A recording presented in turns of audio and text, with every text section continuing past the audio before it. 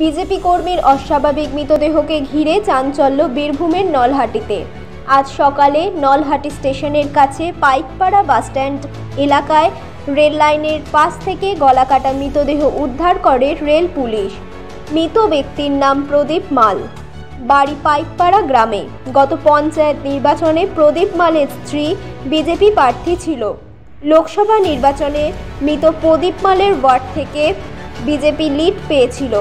বিজেপির জেলা সভাপতি ধ্রুব সাহা এই মৃত্যুর সঠিক তদন্ত চায়।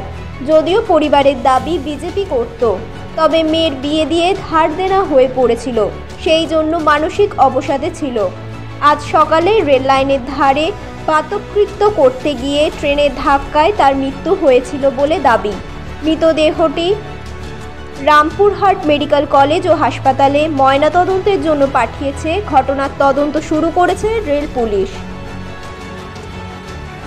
কি হয়েছে আপনাদের? আমাদের কর্মী প্রদীপ মাল, পাইকপাড়া বাড়ি।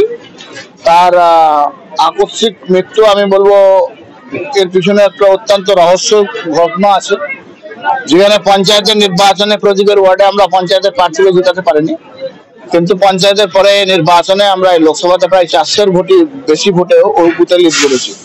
অনেকের সঙ্গে আমার বাগবিতণ্ডা হয়েছিল। এখন কি কারণে ঘটনা ঘটলো তার প্রকৃত তদন্ত হওয়া উচিত, এবং তদন্ত হলে সত্য ঘটনা সামনে আসবে। আমরা প্রদীপের পরিবারের প্রতি সমবেদনা জানাচ্ছি, এবং প্রদীপের মৃত্যুতে আমাদের ওই এলাকাতে যথেষ্ট ক্ষতি হবে।